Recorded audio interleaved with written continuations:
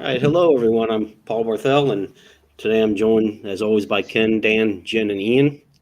And today we're going to talk about becoming an authority in your niche or industry. We've mentioned this in past podcasts, but never really talked about it and how important it is and how you can go about doing that. So, Ken, I'm going to start with you. How does a business owner, whether it's online or brick and mortar, achieve that authority and credibility? It can't just be content and networking. There's got to be more to it than that. Yeah, I mean, I don't think it's just necessarily the business owner. I think it's key people within the business, depending on the roles that they play. But, my number one go-to is going to be video. I think video is huge. Video gives people the ability to have an experience with somebody that without, necessarily having the opportunity to meet them face to face, which has become really important over the last year, as we've all learned. But video content is a great way to brand yourself as an expert. We actually have a whole host of pre-written scripts or questions, for a ton of different niches that can help guide a business owner to answering questions about the problems that they solve, about the issues that their patients, customers, clients, whatever they might call them, are going to be facing. And the beauty of it is, we coach people how to set up an online video studio very, very simply. They shoot the raw video. We can take it and turn it into a really great quality thing. And then, that video is going to live on ideally YouTube. You're going to upload it to your Facebook page. You could upload it to other social media channels if you chose to. And you certainly want to embed it on your website. And then from a search engine optimization perspective, when you transcribe that video and you put the transcription on the page where you've got your video embedded on your website, that gives you a lot of content. I mean, transcriptions typically, for a 10-minute video, I mean, that's going to be a couple of thousand words typically. And that's usually a really great sweet spot for SEOable content. I will just say, another great go-to source to be able to brand yourself as an expert. And we're going to talk about a whole lot of these, but obviously being a podcast guest is huge because you're leveraging the network and the audience that somebody else has already built.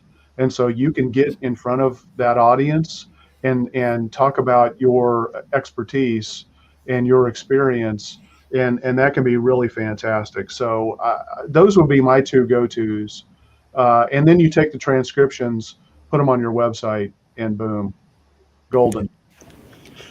Yeah, video definitely cannot be ignored anymore. And in the past it was kind of, well, okay, if I get around to it, I'll do something with it, but you can't do that anymore.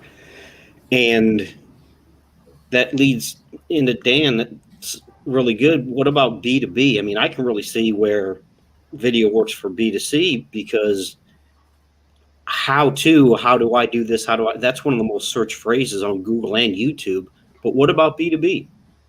It's well, when we think of just about video, but I'll include blogs here anyway because I think whether it's video or text, there's opportunities there. I think if you consider how many questions that either are asked or could be asked about your business in particular, and I mean at every stage of the marketing hourglass, there's probably quite a few. And one of the hidden opportunities that isn't taken advantage of enough is either doing a video, a blog, some kind of content just to address that particular question. Now, what I do think is, and I believe this strongly, is I don't believe most B2Bs should set up a camera and let it go by themselves. Because if they are not coached, then it probably won't turn out very good. I think there's a lot of opportunity to be coached on, that you're not doing industry jargon, and they fall into that quite a bit, or they can be kind of monotone. So they'll do a Facebook Live, let's say, and let it fly, and isn't that great? And then it's like, oh, okay, well, there's 2 minutes of my life I won't get back. So I think you want to be able to, I won't say entertain, but you've got to bring it into a way that educates, but also brings it into their level. If you're an attorney, I don't want to be an attorney. I don't want to go to law school to understand you. I want to be able to understand you in a way that I could buy your services.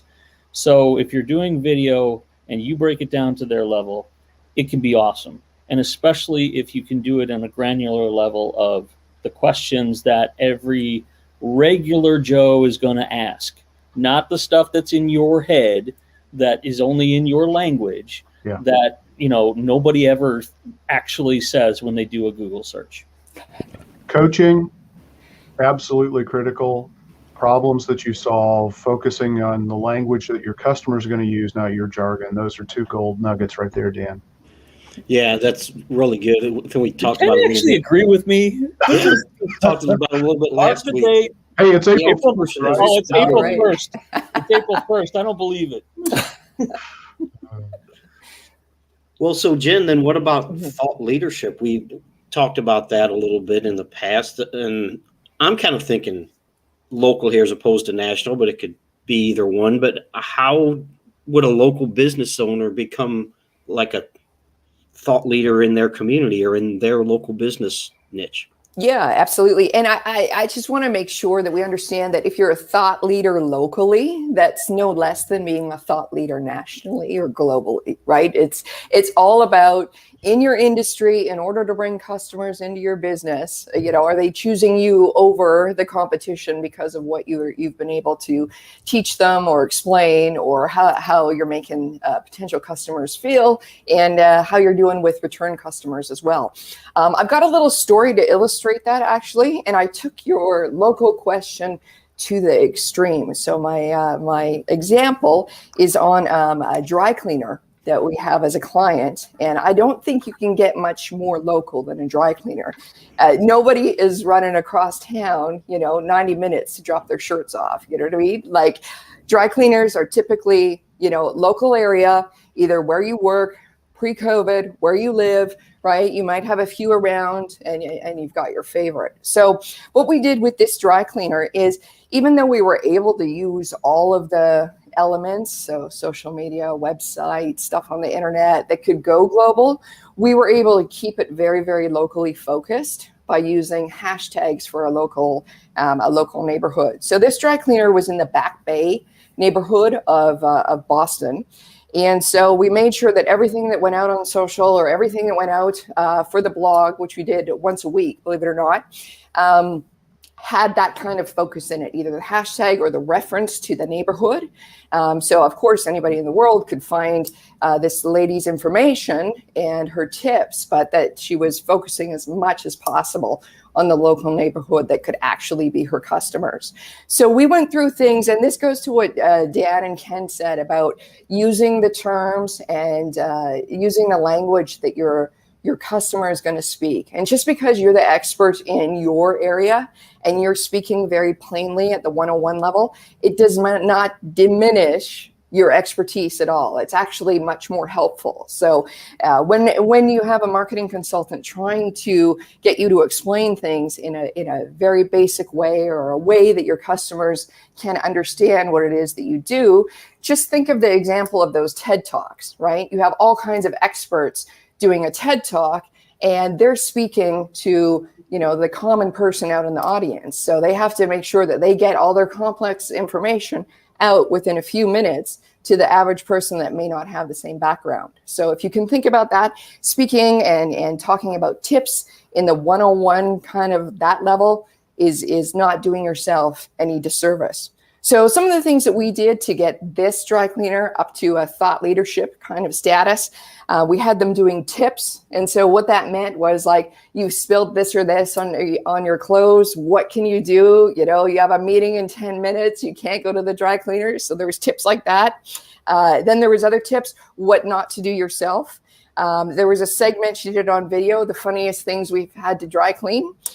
She did another segment weekly, what's on sale. So there was different types of materials you could get dry cleaned. So, suits on sale, quilts on sale, that kind of thing.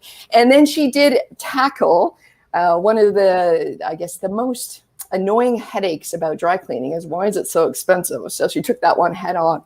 And so we had content going out weekly, and then on social, it went out daily. This did improve customer loyalty. It did improve customers coming into her dry cleaners. And what was very interesting about this too, we had some convincing to do with her that all this was really going to matter and help her business. She just thought at first, why don't I just flyer the local neighborhood? But you have to think about it. Even folks looking for local services are going to use their phone.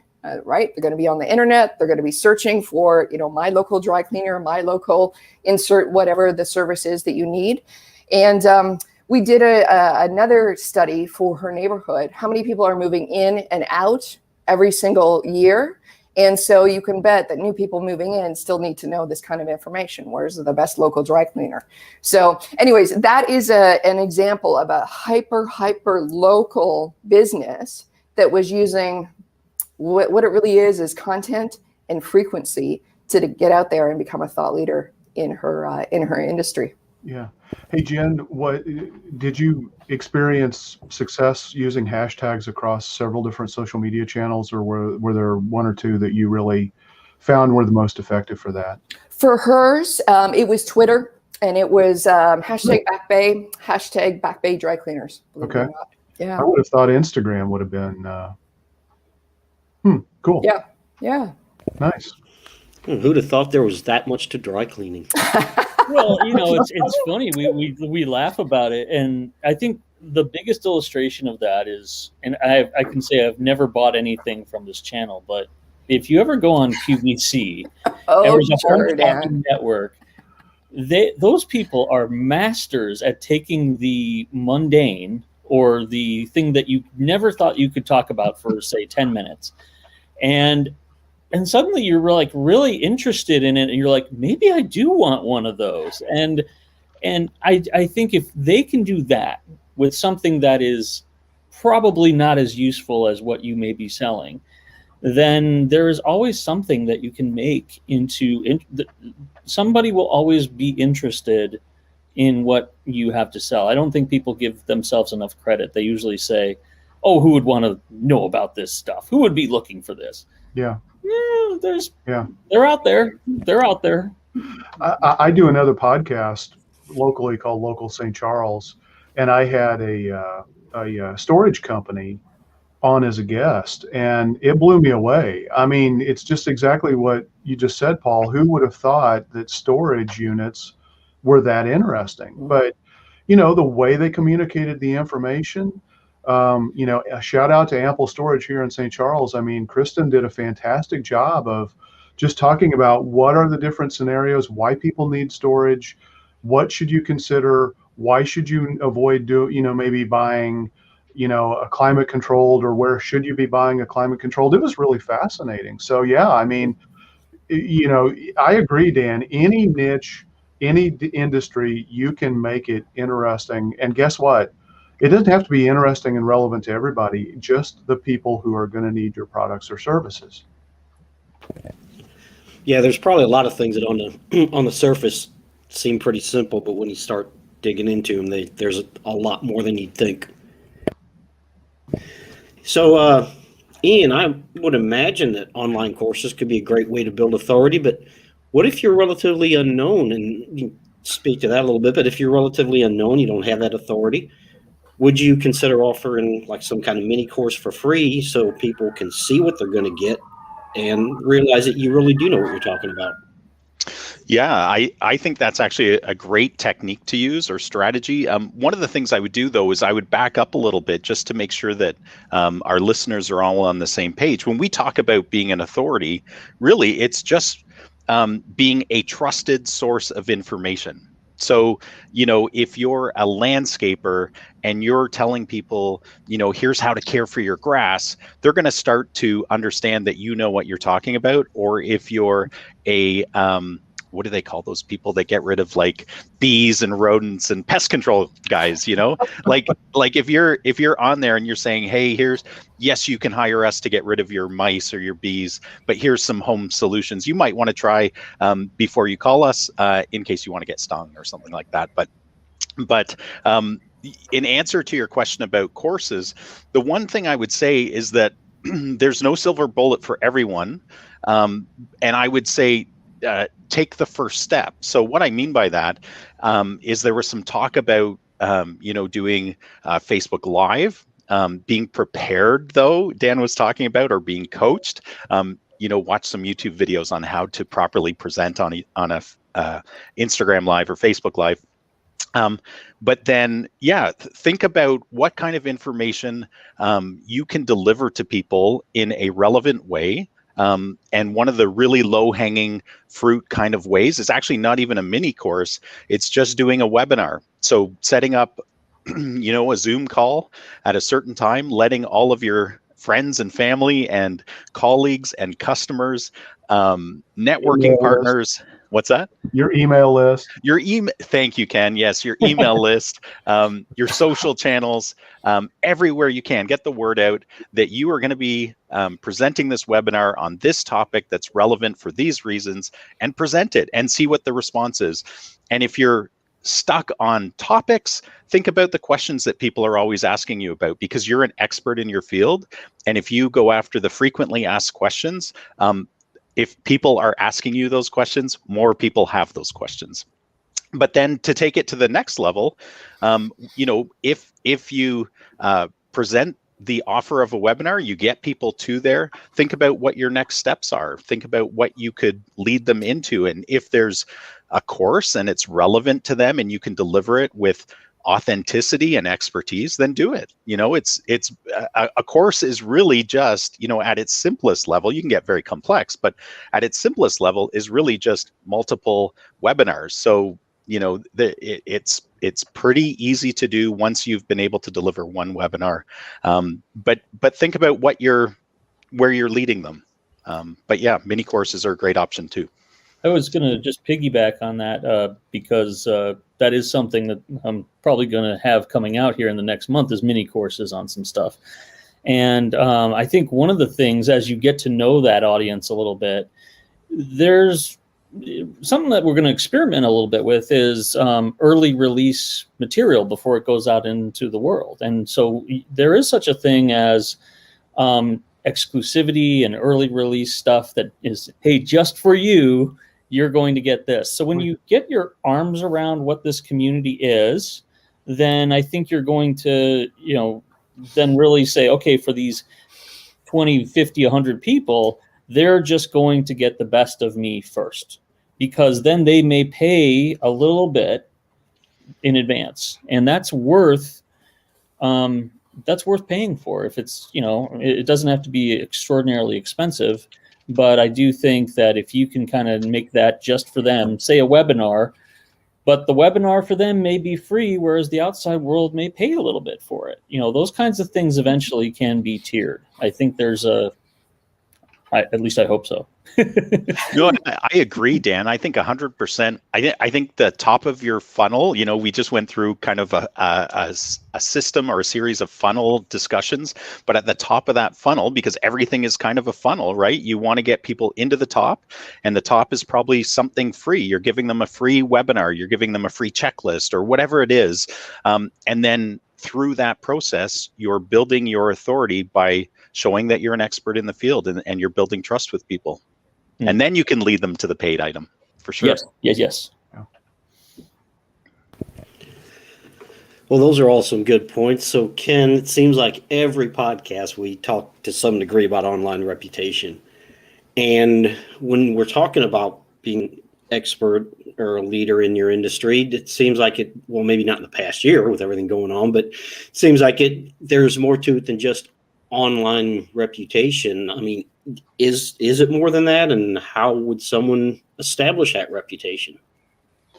Well, partly, I like the idea of this concept of credibility badges or trust factors that you can put on your website. So those are going to be certifications that you have.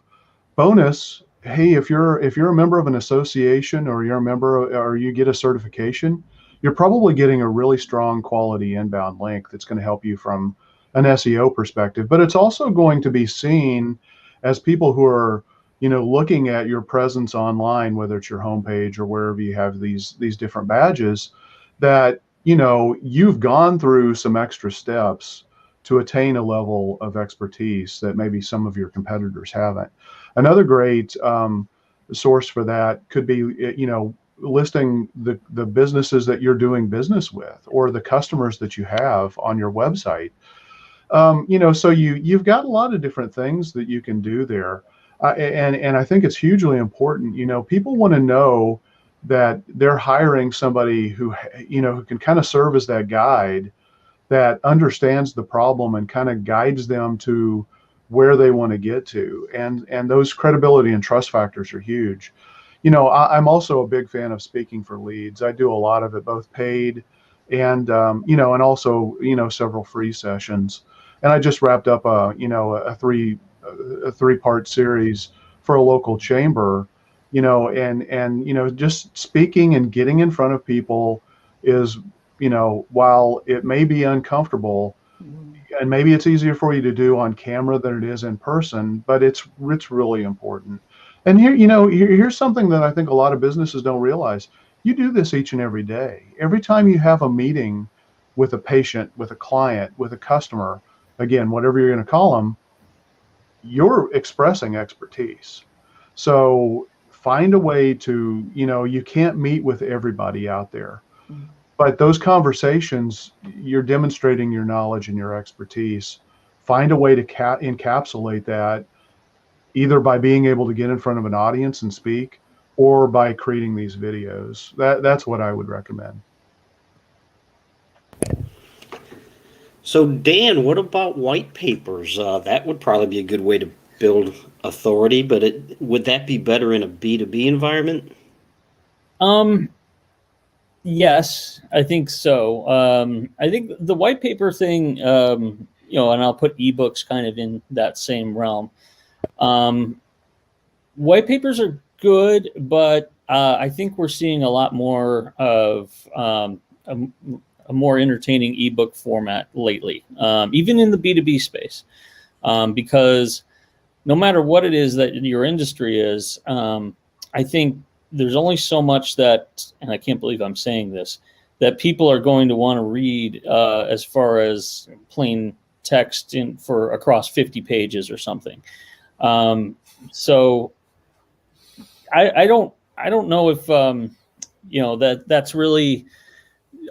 If I could recommend one thing, I would say yes, absolutely go like you're doing a white paper, but don't be surprised if it can be converted and sliced and diced into other things. So, for example, can it be an ebook? Can it be a series of blogs? And on the other side of the spectrum, don't be shocked if that white paper actually becomes a book, because the as we said before in this podcast, books are changing as far as what we consider to be books now.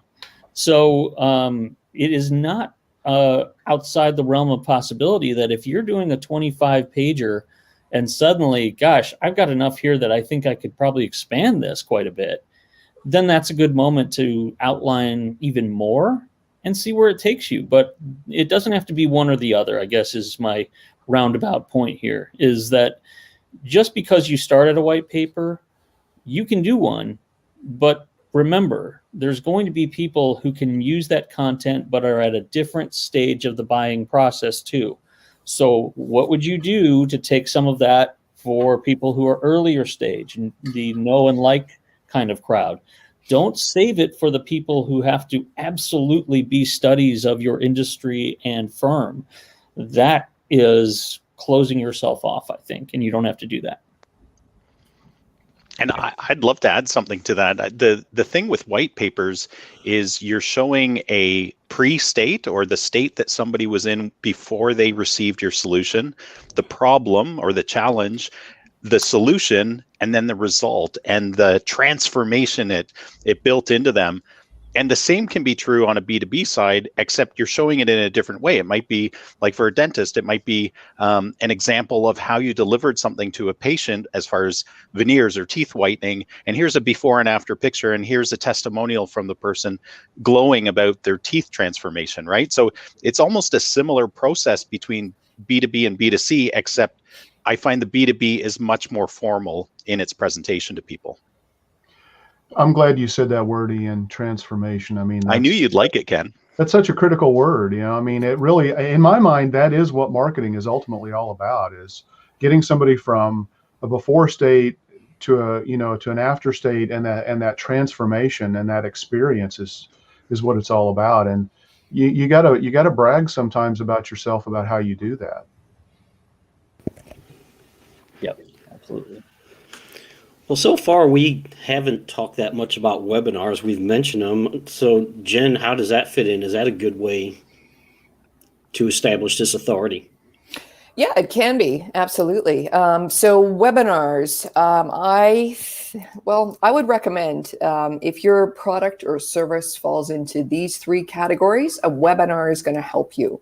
You either have a complex product, a new product, or a little understood or misunderstood type of product. So if you can't sell your product or service within 10 seconds, you're going to want to use a webinar. So with a webinar, here's some examples about how that could work out. So for new products, we're working with a colleague that their target customer base is podiatrists. They have a new invention for how to cure ingrown toenails, and it's quite complex.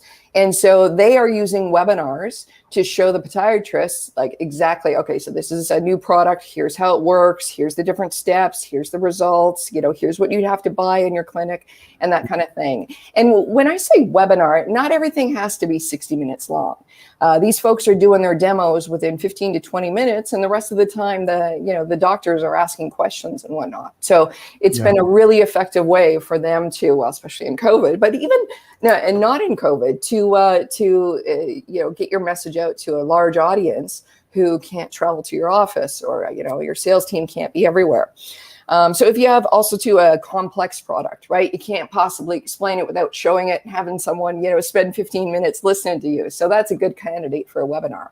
And the third one I mentioned was like little understood, or even if your product or service seems to be a little polarizing. And one of the things I'll say about that is we have some chiropractor clients, and not everybody in the world either understands what a chiropractor can do, or that they can do more than just help you with your sore back. And so by giving webinars, it gives the doctors the chance to explain their point of view, explain how some things can really help out a potential patient. So the last thing I'll say about webinars, though, if you're going to go down that road, and I would suggest that you all do, make sure to have someone on the tech side really helping you out, because you want to be there. You want to be bringing your A game. You want to be able to explain everything.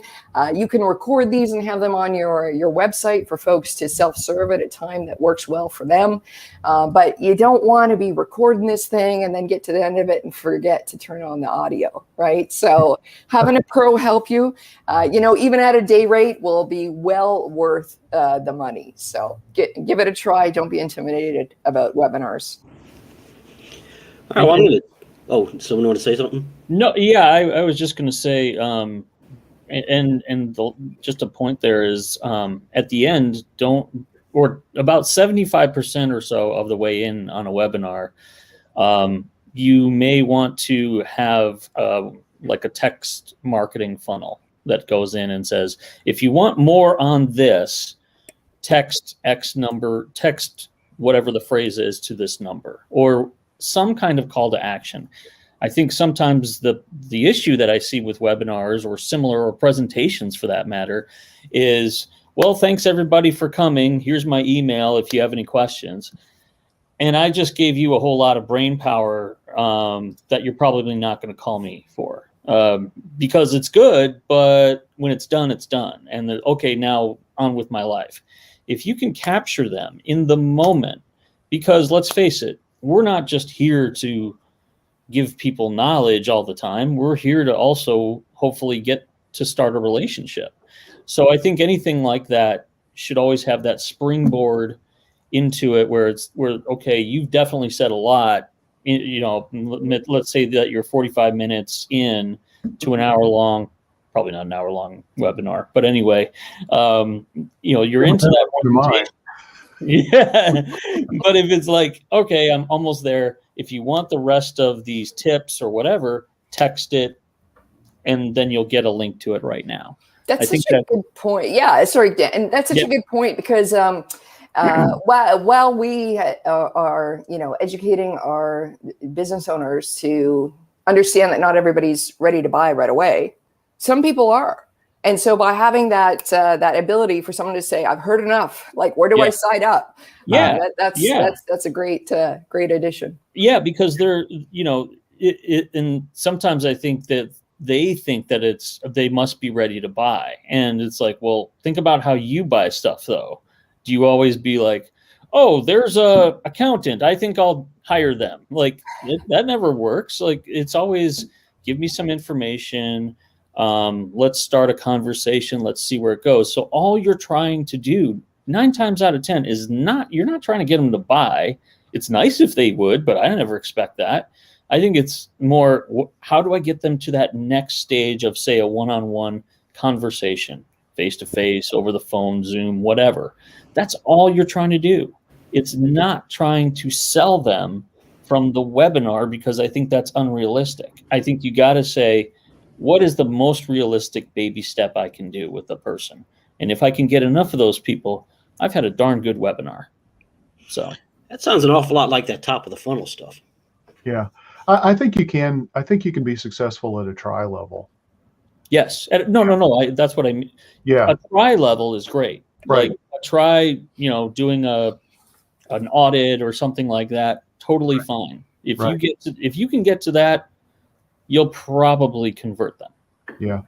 The other thing too that's great about this is, a lot of this longer form content, whether it's a white paper or case study, a webinar, even an online course, there's a lot of content repurposing opportunity there that, it's like, sure, this can take a lot of work to put together, but it has massive benefits because you can break it out, you can chunk it out, you can send clips out through social media. There are just so many different things that you can do. So a lot of this then, it comes back to your brand to a large degree, personal brand, business brand. So Ian, what are some of the key attributes for building a strong online brand? A lot of small business owners may not even have that or think about it. Or they may have it to some degree because it just happened over time, but how would you go about developing that? Yeah, and I would start first of all, but by talking a little bit about what a brand is, because most of us, when we think of brand, we think of Starbucks, we think of Pepsi, we think of the NFL, whatever it is, big things where their logo is powerful, and when we see it, we understand who they are, what they do. But for most businesses, the logo isn't the brand. The logo is the visual representation of your business, but it is not your brand. Your brand is everything about your business and how you communicate it. So brand messaging is actually the bigger form of, who we are, how we talk about ourselves, what is our core difference, what's our unique point of view. And especially as we're talking about being an authority and niching, you probably have a point of view and you need to be bold enough to talk about it because as Jen was talking about, sometimes polarizing things can actually attract the right kind of customers you want. And you need to clearly communicate, what your products and services are.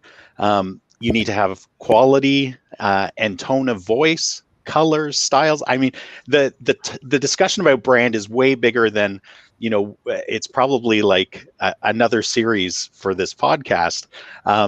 But you need to be clear about what problem you solve for your customers, and you need to be consistent. Consistency is actually the biggest thing that will create a brand. So you've probably seen companies in your area, and they might be really small businesses, but you might even think they have a terrible brand. They might, you see it, you cringe, but you actually know who they are because they've consistently communicated badly over time. So really what you're trying to do is you're trying to build your brand for yourself and your business to be an authority in your space by consistently delivering value to people over time. So a cringeworthy brand. Okay. Yeah. Cringeworthy. We've all seen them. Usually, I won't even say what market they're in, but but think of people laugh at me when I say this, but think of your not kind of your enemies. Like who are the people who would not be and you would not work with? I mean, sometimes people, they go all over the place when they think about, oh, I can work with this and this and this. I'm like, okay, sure. But like, then you think about, okay, well, who would actually not work well with you? And sometimes that is even easier, and it brings you to where you can say, okay, I know I don't want to work with that nightmare. So how do I work? Who do I really want to work with? If I had 10 of these, my life would be wonderful.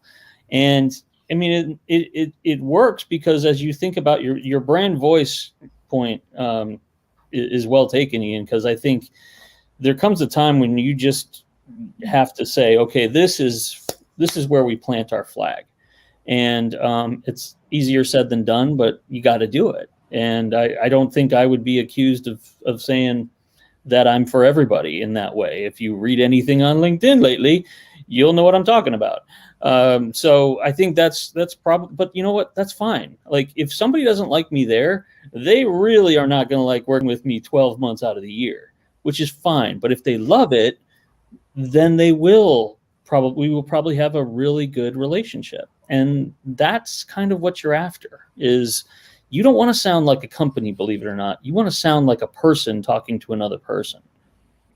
And it takes guts to do that, right? To be able to say, you know what, we're actually comfortable if we actually avoid attracting certain types of people that we know either are not the best fit for us or we're not the best fit for them, because we understand what we're really good at, who we are, and also what we're not really good at.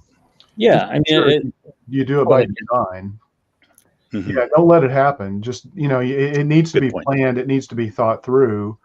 You don't want to have it happen by accident. That's not a good thing. Yeah, I mean, it's always going to be a nice work in progress, I think, for who your ideal client is, and I can certainly say that for myself. But that's okay. Could I disagree? Actually? Yes. Oh, that's disagree. Well, it depends. Who are you disagreeing with? Is it? I'm disagreeing with Ken. Oh, yeah. I'll do it.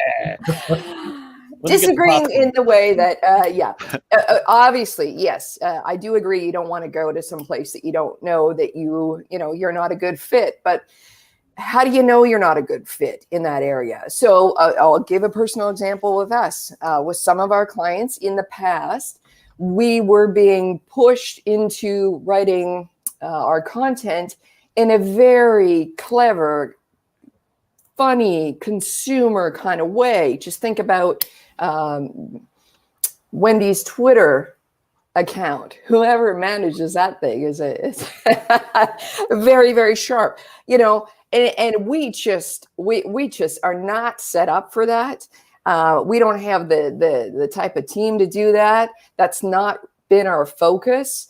And we were pushed in an area to go into more the, consumer chatty, that kind of content development. And this was a client that we had worked with for a number of years. They had a new division. They're like, okay, guys, way you go. We thought we could do it. And no, our style, we weren't, we weren't clever. We weren't snappy. We weren't, it wasn't a good fit for us. But we never would have really known that unless we, gave it a try. And then we're like, no, we're on the more serious side. The more B2B, the more serious you are. Yeah. That's where we're for. And so after learning that, that's where I have come back and decided, so that's what I say to certain clients. If we're kind of heading in that kind of more consumer way, I say, that's not us. That's not us.